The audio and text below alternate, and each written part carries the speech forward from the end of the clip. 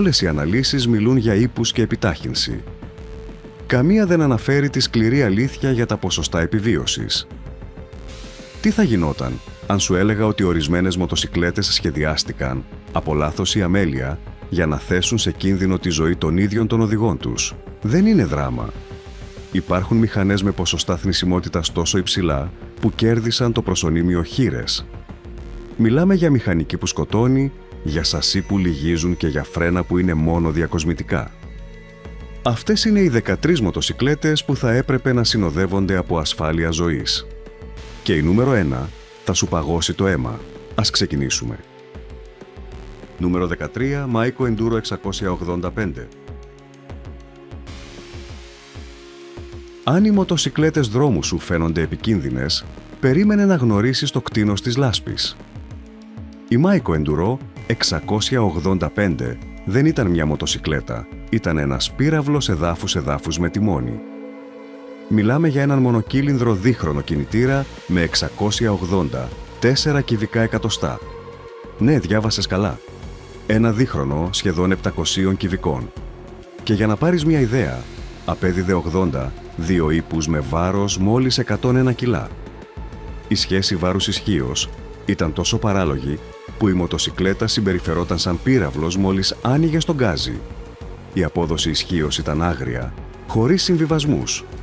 Ένα στενότατο εύρος ισχύως που περνούσε από το τίποτα στο να σε στείλει απευθείας στον ουρανό χωρίς προειδοποίηση. Αν δεν ήσουν προετοιμασμένος, η σούζα ήταν δεδομένη. Αλλά το πιο τρομακτικό στη Maiko δεν ήταν το πώς πήγαινε, αλλά το πώς έπαιρνε μπρος. Για να θέσεις σε λειτουργία αυτό το τέρας, έπρεπε να δώσεις μια κλωτσιά στη μανιβέλα με δύναμη και ακρίβεια πυροτεχνουργού. Η συμπίεση ήταν τόσο βάναυση που η ανάκρουση του πεντάλ ήταν θρυλική.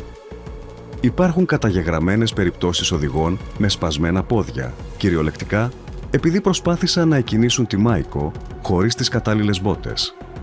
Το πεντάλ επέστρεφε πίσω με τη δύναμη βαριοπούλας και αν το πόδι σου ήταν σε λάθος σημείο, αντί οκνήμη. Μόλις ξεκινούσε, το στενότατο εύρος ισχύως έκανε μόνο τους πιο έμπειρους οδηγούς να μπορούν να τη δαμάσουν. Πήγαινε ήρεμα, με χαμηλές στροφές και ξαφνικά ο κινητήρας έβραζε και ο μπροστινός τροχός άρχιζε να γρατζουνάει τον ουρανό ενώ εσύ πάλευες να μην πέσεις με τα οπίσθια. Η Maiko Enduro 685 δεν ήταν μοτοσικλέτα, ήταν μια δοκιμασία πυρός. Ή την ξεπερνούσες ή σε κατάπινε. Νούμερο 12, Harley Davidson Dyna Series Death Wobble. Από το 1991, η οικογένεια Dyna της Harley Davidson σέρνει ένα πρόβλημα τόσο σοβαρό που έχει δικό του όνομα, η ταλάντωση του θανάτου. Ή όπως τη λένε στις Ηνωμένες Πολιτείες, το Death Wobble. Φαντάσου τη σκηνή. Πηγαίνεις στον αυτοκινητόδρομο με περίπου 110 χιλιόμετρα την ώρα, ήρεμος, απολαμβάνοντας το μουγκριτό του κινητήρα. Και ξαφνικά, χωρίς προειδοποίηση, το πίσω ελαστικό αρχίζει να χορεύει από τη μια πλευρά στην άλλη. Το τιμόνι αρχίζει να ταλαντώνεται βίαια. Δεν είναι μια σταδιακή απώλεια ελέγχου. Είναι ένας μηχανικός σεισμός που σου κόβει την ανάσα σε κλάσματα δευτερολέπτου. Η πηγή του προβλήματος βρίσκεται στον ιδιαίτερο τρόπο τοποθέτησης του κινητήρα της Harley.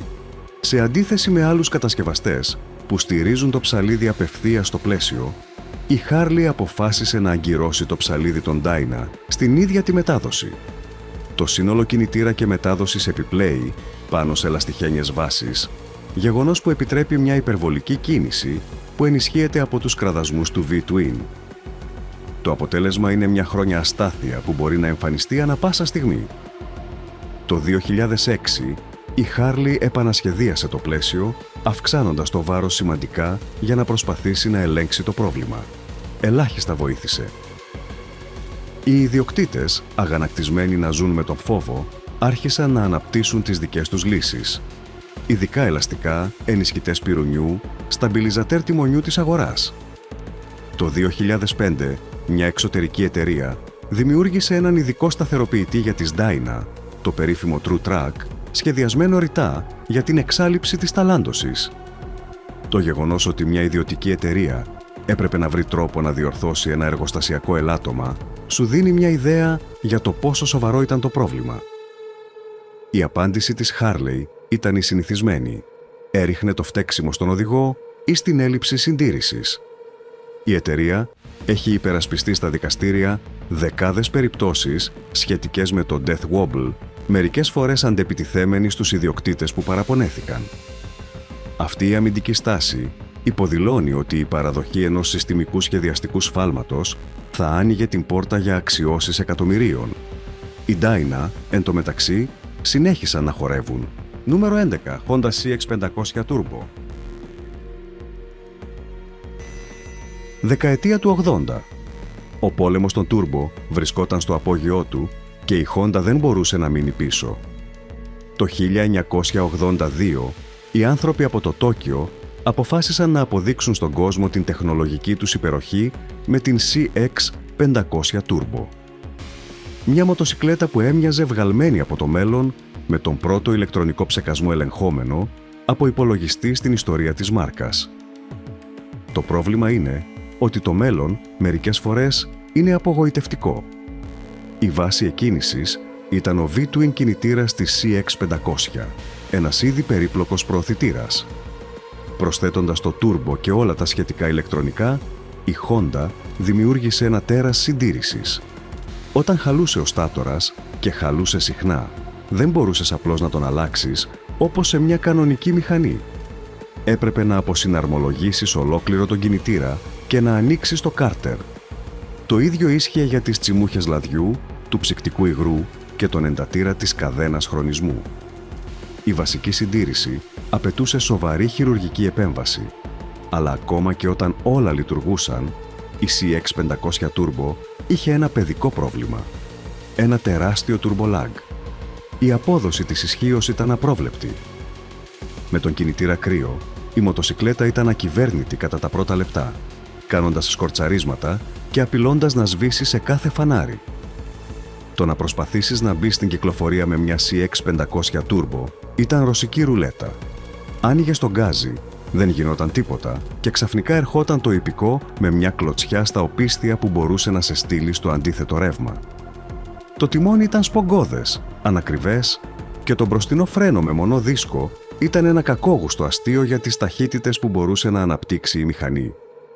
Η Honda, βλέποντας το χάλι, την αντικατέστησε τον επόμενο χρόνο με την 650 Turbo, αλλά η ζημιά είχε ήδη γίνει. Μόλις 5.000 μονάδες είδαν το φως πριν η Honda παρατήσει την προσπάθεια. Η CX500 Turbo είναι σήμερα κομμάτι συλλογής, αλλά στην εποχή της ήταν μια προειδοποίηση ότι η τεχνολογία, όταν εφαρμόζεται λάθος, σκοτώνει.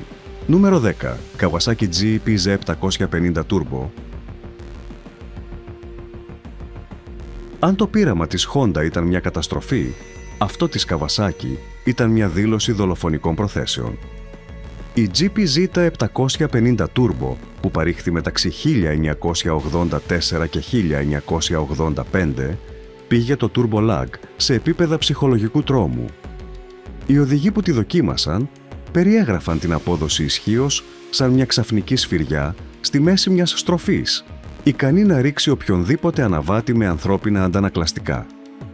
Όταν ο κινητήρας ήταν κρύος, η μοτοσικλέτα ήταν κυριολεκτικά μη διαχειρίσιμη για τα πρώτα χιλιόμετρα. Έκανε διακοπές, έπνιγε τον κινητήρα και διατηρούσε ένα ασταθές ρελαντί που σε έκανε να φοβάσαι για τη ζωή σου σε κάθε φανάρι. Πολλές μονάδες έβγαιναν από το εργοστάσιο με τόσο φτωχό μείγμα που δεν μπορούσαν να κρατήσουν σταθερό ρελαντί, προκαλώντας δισταγμό στην επιτάχυνση κάθε φορά που προσπαθούσες να ξεκινήσεις. Προσπάθησε να μπεις σε έναν αυτοκινητόδρομο με πυκνή κυκλοφορία ενώ η μηχανή σου διστάζει κάθε φορά που ανοίγεις τον γκάζι. Η GPZ750 Turbo δημιουργούσε ένα θανάσιμο χρονικό κενό όπου δεν συνέβαινε τίποτα, ακολουθούμενο από μια έκρηξη ισχύως που μπορούσε να σου σηκώσει τον μπροστινό τροχό χωρίς να το καταλάβεις. Σε μια στροφή, αυτό το χτύπημα ισχύως ήταν θανατική καταδίκη. Ο κλάδος των ασφαλίσεων, που δεν είναι ανόητος, άρχισε να κρατά σημειώσεις. Η State Farm και άλλες εταιρείες δημιούργησαν μαύρες λίστες με μοτοσικλέτες που αρνούνταν να ασφαλίσουν και όλες οι Turbo ήταν σε αυτή τη λίστα. Το Turbo έγινε συνώνυμο του υπερβολικά γρήγορου και του υπερβολικά επικίνδυνου. Η GPZ 750 Turbo άντεξε 2 χρόνια στην παραγωγή. Ο συνδυασμός τεχνικών αστοχιών, αδύνατης συντήρησης και της πίεσης των ασφαλιστικών εταιριών σκότωσε το εργοστασιακό τούρμπο στις μοτοσικλέτες για δεκαετίες. Νούμερο 9. Suzuki GSX-R 1100 1989K. Η Suzuki GSX-R 1100 των τελών της δεκαετίας του 80 έχει διπλή προσωπικότητα. Από τη μία πλευρά είναι ένα είδωλο ισχύος.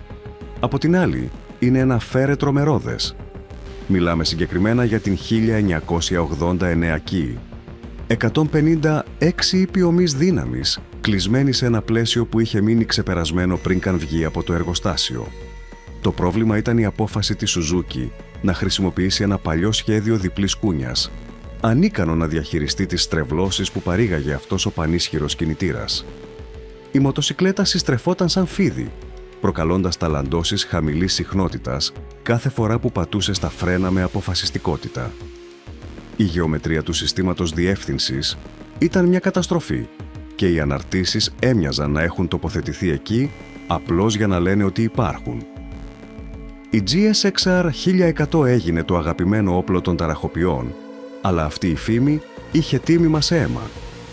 Το 1989, ο οδηγός της Suzuki, Phil Mellor, πέθανε ενώ αγωνιζόταν με μια GSX-R 1100K στο TT της νήσου Man. Στον ίδιο αγώνα, ο Jamie Witham είχε επίσης ένα σοβαρό ατύχημα.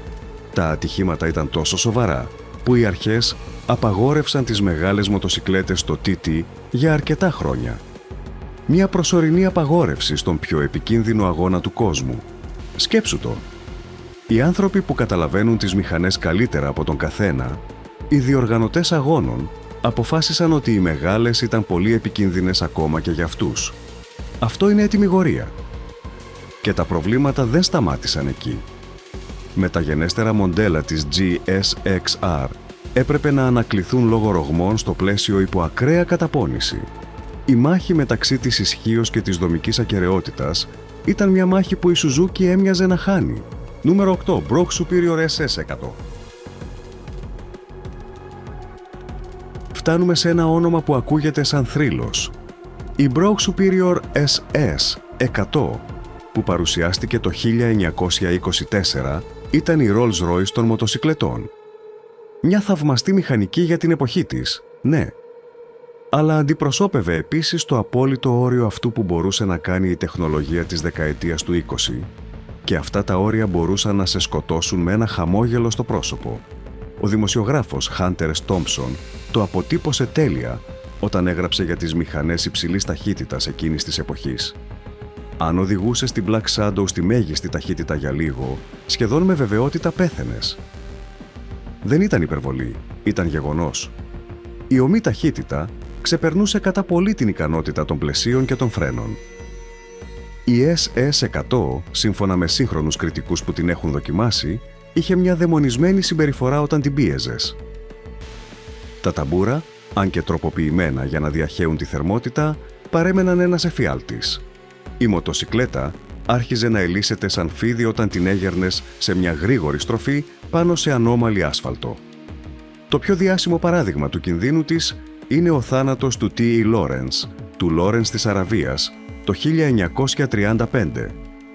Ο Lawrence τράκαρε με την SS100 του, ενώ απέφευγε 2 παιδιά με ποδήλατα. Πέθανε από τα τραύματα στο κεφάλι, αλλά ο θάνατος του είχε μια απροσδόκητη και επαναστατική συνέπεια. Ο νευροχειρουργός που τον περιέθαλψε, Hugh Cairns, άρχισε να ερευνά τις κρανιοεγκεφαλικές κακώσεις στους μοτοσικλετιστές. Η έρευνά του οδήγησε στη μαζική υιοθέτηση και τελικά στην υποχρεωτικότητα της χρήσης του κράνους. Μια επικίνδυνη μοτοσικλέτα, με τραγικό τέλος, έγινε ο καταλύτης για μία από τις σημαντικότερες εξελίξεις στην ασφάλεια στην ιστορία του μοτοσικλετισμού. Νούμερο 7. Harley Davidson V-Rod. Όταν η Harley Davidson συμμάχισε με την Porsche για να δημιουργήσει τη V-Rod, ήθελαν να αποδείξουν ότι μπορούσαν να κατασκευάσουν μια σύγχρονη και γρήγορη cruiser. Και το κατάφεραν. αλλά η νεωτερικότητα έφερε μαζί της κρυφούς κινδύνους που δεν άργησαν να έρθουν στο φως. Ο πιο σοβαρός επηρέαζε τα μοντέλα με ABS που κατασκευάστηκαν μεταξύ 2008 και 2011. Το υγρό φρένων DOT4 είναι υγροσκοπικό, πράγμα που σημαίνει ότι απορροφά νερό από την ατμόσφαιρα. Αν δεν άλλαζε αυστηρά κάθε 2 χρόνια, ακολουθώντας το εγχειρίδιο κατά γράμμα, αυτό το υγρό μπορούσε να πήξει και να σχηματίσει επικαθίσεις στη βαλβίδα ελέγχου του ABS. Όταν συνέβαινε αυτό, η βαλβίδα κόλλαγε και τα φρένα σταματούσαν να λειτουργούν. Χωρίς προειδοποίηση. Χωρίς φώτα στον πίνακα. Πήγαινες ήρεμα, πίεζε στη μανέτα και δεν γινόταν τίποτα. Ο σχεδιασμός ήταν τόσο εξαρτημένος από μια συντήρηση ακριβίας που οποιαδήποτε παράληψη μετέτρεπε τα φρένα σε διακοσμητικά. Αλλά δεν ήταν το μόνο πρόβλημα. Η V-Rod υπέφερε επίσης από το διάσημο Death Wobble των Harley, αυτή τη βίαιη ταλάντωση που εμφανιζόταν στον αυτοκινητόδρομο χωρίς προειδοποίηση. Και στα δικαστήρια τα πράγματα έγιναν ακόμη χειρότερα. Μια μήνυση 287 εκατομμυρίων δολαρίων κατά της Harley Davidson μετά από ένα θανατηφόρο ατύχημα που προκλήθηκε από αστοχία στον έλεγχο πρόσφυσης. Το σύστημα ενεργοποίησε το πίσω φρένο με λάθος τρόπο λόγω εσφαλμένου σήματος ταχύτητας του τροχού. Το χειρότερο είναι ότι ήταν ένα γνωστό πρόβλημα με ανάκληση συμπεριλαμβανομένης και ο ιδιοκτήτης είχε διαβεβαιωθεί στην αντιπροσωπεία ότι είχε λυθεί. Δεν είχε λυθεί. Και κάποιος πέθανε γι' αυτό. Νούμερο 6. Yamaha VMAX αυθεντική. Η Yamaha VMAX του 1985 ήταν ό,τι αντιπροσώπευε η δεκαετία του 80. Υπερβολή, ισχύς και μια αισθητική που εκφόβιζε. Αλλά ήταν επίσης ένα κλασικό παράδειγμα του πώς να μην κατασκευάζεις μια μοτοσικλέτα. Ο V4 κινητήρας της των 1200 κυβικών εκατοστών ήταν ένα κτήνος, αλλά το πλαίσιο έμοιαζε βγαλμένο από ποδήλατο. Όσοι τη δοκίμασαν, την περιέγραφαν ως αίτητη στην ευθεία και καταστροφή μόλις έφτανε η πρώτη στροφή. Κέρδισε προσωνύμια όπως Muscle Cruiser ή εκριζωτής μπράτσων και όχι άδικα. Η VMAX πήγαινε σαν πύραυλο στην ευθεία, αλλά μόλις ο δρόμος άρχιζε να στρίβει, συμπεριφερόταν σαν μεθυσμένος πίθηκος με δανεική μηχανή. Οι έμπειροι οδηγοί σχεδίαζαν τις διαδρομές τους αποφεύγοντας τις στροφές όποτε μπορούσαν. Αλλά το πιο σοβαρό πρόβλημα ήταν τα φρένα. Ήταν τόσο ανεπαρκή που οι ιδιοκτήτες αστιεύονταν λέγοντας ότι η μοτοσικλέτα πήγαινε 2 φορές πιο γρήγορα από όσο μπορούσε να σταματήσει. Και δεν ήταν αστείο. Το να έχεις μια μηχανή ικανή για βίαιες επιταχύνσεις χωρίς να μπορείς να τη σταματήσεις ήταν μια θανατική καταδίκη που περίμενε να συμβεί. Επιπλέον, η VMAX συγκέντρωσε σοβαρές ανακλήσεις. Τα μοντέλα του 1980 υπέφεραν από αστοχίες στα ρουλεμάν του μπροστινού τροχού που μπορούσαν να σε κάνουν να χάσεις τον έλεγχο. Εκείνα του 2009 είχαν ηλεκτρικά προβλήματα που άφηναν τον κινητήρα κολλημένο στις 3.000 στροφές όταν άφηνες τον γκάζι. Φαντάσου να προσπαθείς να σταματήσεις σε ένα φανάρι με τον κινητήρα να μου γκρίζει σαν να περιμένεις την εκκίνηση σε αγώνα dragster. Και τα μοντέλα μέχρι το 2011 έπρεπε να ανακληθούν για αστοχίες στην αντλία λαδιού που προκαλούσαν ξαφνικά σβησίματα του κινητήρα. Η VMAX ήταν καθαρός μυς χωρίς μυαλό. Νούμερο 5. Suzuki TM400 Cyclone. Αν υπάρχει μια μοτοσικλέτα που αξίζει τον τίτλο της πιο επικίνδυνης που κατασκευάστηκε ποτέ, αυτή είναι η Suzuki TM400 Cyclone. Κατασκευασμένη μεταξύ 1971 και 1974, κέρδισε με το σπαθί της τη φήμη του σπάστη κοκάλων. Το πρόβλημα ξεκινούσε από την ηλεκτρονική ανάφλεξη, η οποία λειτουργούσε σαν διακόπτης θανάτου. Μέχρι τις 4.000 στροφές, η μοτοσικλέτα ήταν υπάκουη, σχεδόν ήμερη. Μόλις ξεπερνούσες αυτό το όριο, η προπορία της ανάφλεξης άλλαζε απότομα, χωρίς μετάβαση, και το κτήνος απελευθερωνόταν. Ήταν σαν να σου έδινε κάποιος μια κλωτσιά από πίσω, ενώ εσύ προσπαθούσες να κρατηθείς από το τιμόνι. Το πλαίσιο επιπλέον ήταν της συμφοράς. πολύ ελαφρύ, κακοφτιαγμένο, ανίκανο να αντέξει την ισχύ που έβγαζε ο κινητήρας. Οι οδηγοί έλεγαν ότι το πίσω μέρος κουνιόταν τόσο πολύ που μπορούσαν να το δουν με την άκρη του ματιού τους, ενώ η μοτοσικλέτα έμοιαζε με ψάρι έξω από το νερό στις ευθείες με λακκούβες. Αλλά το χειρότερο ήταν ότι η Cyclone ήταν επικίνδυνη ακόμα και σβηστή. Η συμπίεση ήταν τόσο υψηλή που η εκκίνηση με μανιβέλα απαιτούσε υπεράνθρωπη δύναμη. Και η ανάκρουση του πεντάλ έσπαγε κνήμες χωρίς ενδιασμούς. Υπάρχουν δεκάδες μαρτυρίες οδηγών με σπασμένα κόκαλα επειδή προσπάθησαν να θέσουν σε λειτουργία τη Cyclone. Η φήμη της μοτοσικλέτας έγινε τόσο τοξική που είναι σχεδόν αδύνατο να βρεις ιδιοκτήτη που να μην είχε σοβαρό ατύχημα ή τραυματισμό με αυτήν. Η Suzuki συνέχισε να την κατασκευάζει χρόνια αφού έμαθε τα προβλήματα, αλλά στο τέλος ο κόσμος απλώς σταμάτησε να την αγοράζει. Όταν η φήμη που κυκλοφορεί είναι ότι θα σπάσεις το πόδι σου μόνο και μόνο για να βάλεις μπροστά τη μηχανή, το προϊόν είναι νεκρό. Νούμερο 4. Kawasaki H1500 Mach 3. Φτάνουμε στην πρώτη από τις πραγματικές μαύρες χοίρες.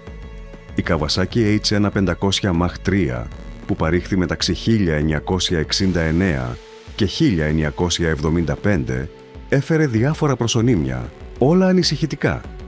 Η τρικύλινδρη που σκοτώνει, η κατασκευάστρια χειρών. Ο τρικύλινδρος, δίχρονος κινητήρας της των 500 κυβικών εκατοστών, απέδιδε 60 ύπους, αλλά τους έδινε με τον χειρότερο δυνατό τρόπο. Η κατανομή βάρους ήταν καταστροφή, με σχεδόν το 60% του βάρους στον πίσω τροχό. Αυτό έκανε τη μοτοσικλέτα στις στροφές να συμπεριφέρεται σαν εκρεμές, με το μπροστινό μέρος ελαφρύ και το πίσω να χορεύει. Η απόδοση της ισχύως ήταν η τυπική ενός δίχρονου, ένας διακόπτης. Όταν το ξέσπασμα ερχόταν στη μέση μιας στροφής, η πτώση ήταν εξασφαλισμένη. Το πλαίσιο ήταν αδύναμο, φτιαγμένο από λεπτούς ατσάλινους σωλήνες που συστρέφονταν υπό πίεση. Τα φρένα ταμπούρα στα πρώτα μοντέλα ήταν απλώς μια ανέκδοτη αναφορά. Και για να ολοκληρωθεί το κακό, η H1 ήταν διάσημη για τα tank slappers, εκείνες τις βίαιες ταλαντώσεις του τιμονιού που εμφανίζονταν κατά την επιτάχυνση σε γρήγορες στροφές. Οι ασφαλιστικές εταιρείες άρχισαν να ανεβάζουν τα ασφάλιστρα για τις τρικυλίνδρες Kawasaki με δραστικό τρόπο, επηρεάζοντας άμεσα τις πωλήσεις. Η H1 άντεξε μέχρι το 1975, αλλά ο μαύρος θρύλος της την επιβίωσε. Ήταν η πρώτη που απέδειξε ότι η ισχύς χωρίς έλεγχο δεν είναι ελευθερία, είναι καταδίκη. Νούμερο 3. Suzuki TL1000S. Έτος 1997. Η Suzuki λανσάρει την TL1000S με την πρόθεση να δημιουργήσει μια superbike εμπνευσμένη από την τεχνολογία της Φόρμουλα 1. Αυτό που δεν ήξεραν είναι ότι αυτή η καινοτομία σχεδόν σκότωσε τους πελάτες τους. Η TL1000S έγινε διάσημη για την απρόβλεπτη συμπεριφορά της και την τάση της για ταλαντώσεις στο τιμόνι. Η πηγή του προβλήματος ήταν ένα περιστροφικό αμορτισέρ πίσω, εμπνευσμένο από την F1, το οποίο ήταν τοποθετημένο πολύ κοντά στην εξάτμιση. Σε σποροδήγηση, το λάδι του αμορτισέρ υπερθερμαινόταν και έχανε τις ιδιότητές του. Το αποτέλεσμα ήταν μια ανάρτηση χωρίς απόσβεση που, σε υψηλή ταχύτητα, μπορούσε να προκαλέσει μια θανατηφόρα ταλάντωση χωρίς καμία προειδοποίηση. Η μοτοσικλέτα γινόταν ασταθής, βίαιη, αδύνατο να ελεγχθεί. Η απόδοση ισχύως επίσης δεν βοηθούσε. Ο V-Twin κινητήρας είχε έναν ακανόνιστο χαρακτήρα που, σε συνδυασμό με την αστάθεια, έκανε την TL1000S μια ρωσική ρουλέτα πάνω σε ρόδες. Τα ατυχήματα διαδέχονταν το ένα το άλλο. Η Suzuki αναγκάστηκε να εκδώσει παγκόσμια ανάκληση για να εγκαταστήσει συμβατικά σταμπιλιζατέρ τιμονιού σε όλες τις μονάδες. Αλλά η ζημιά είχε ήδη γίνει. Η αίσθηση μεταξύ των μοτοσικλετιστών ήταν ξεκάθαρη. Καμία μοτοσικλέτα δεν θα έπρεπε να χρειάζεται εξωτερική επισκευή για να σε εμποδίσει να τρακάρεις. Η TL1000S έγινε το κλασικό παράδειγμα του πώς η κακώς δοκιμασμένη καινοτομία μπορεί να έχει θανατηφόρες συνέπειες. Νούμερο 2. Kawasaki H2750. στο ψηλότερο σκαλί του βάθρου των Μαύρων Χειρών, εκείνη που ξεκίνησε τα πάντα. Η Kawasaki H2750 του 1972. Η αυθεντική, η πρώτη που κέρδισε επάξια τον τίτλο Widowmaker, 750 κυβικά εκατοστά, δίχρονη με 3 κυλίνδρους και 74 ύπους ικανούς να φτάσουν τα 200 χιλιόμετρα την ώρα. Κάτι το εξωπραγματικό για την εποχή. Αλλά το τρομακτικό δεν ήταν μόνο η ταχύτητα, ήταν ο τρόπος με τον οποίο την έφτανες. Τα φρένα ήταν από την εποχή του λίθου. Ένας μονός δίσκος μπροστά που μόλις και μετά βίας μπορούσε να δαμάσει την αδράνεια ενός ποδηλάτου. Το να σταματήσεις την H2 ήταν μια άσκηση πίστης και υπεράνθρωπης δύναμης. Η απόδοση ισχύως ήταν ο χειρότερος εφιάλτης ενός οδηγού. Όπως κάθε δίχρονο, όταν ερχόταν το ξέσπασμα, το έκανε σαν σφυριά. Χωρίς λεπτότητες, χωρίς προειδοποίηση. Ένα ξερό χτύπημα που σήκωνε τον μπροστινό τροχό και άφηνε τον οδηγό γαντζωμένο στο τιμόνι να προσεύχεται η τροχιά να είναι η σωστή. Το πλαίσιο, εύκαμπτο και κακοσχεδιασμένο, συστρεφόταν στις υψηλές ταχύτητες, προκαλώντας ταλαντώσεις και κάνοντας τη μοτοσικλέτα να χάνει κάθε έλεγχο στις γρήγορες στροφές. Ο συνδυασμός ήταν θανάσιμος, υπερβολική ισχύς, ανεπαρκή φρένα και ένα πλαίσιο που δεν ήταν στο ύψος των περιστάσεων. Η H2 άντεξε μόλις 4 χρόνια, μέχρι το 1975. Οι νόμοι κατά της ρύπανσης και η πετρελαϊκή κρίση την εξόντωσαν. Αλλά το πνεύμα της μοτοσικλέτας που απέδειξε ότι η υπερβολή χωρίς έλεγχο είναι καταδίκη, παραμένει ζωντανό σε κάθε λίστα κινδύνων πάνω σε 2 ρόδες. Νούμερο 1. MV Agusta F4750, πρώτες σειρές. Και φτάνουμε στην προσθήκη που αξίζει να βρίσκεται στην κορυφή. Η MV Agusta F 4750, ειδικά οι πρώτες σειρές, η σέρια όρο των τελών της δεκαετίας του 90. Μια μοτοσικλέτα τόσο όμορφη όσο και προδοτική. Χτισμένη γύρω από έναν τετρακύλινδρο κινητήρα, που ήταν ένα αυθεντικό μηχανικό κόσμημα, η F4 υποσχόταν το ιταλικό όνειρο που έγινε πραγματικότητα. Αλλά το όνειρο, για πολλούς, έγινε εφιάλτης.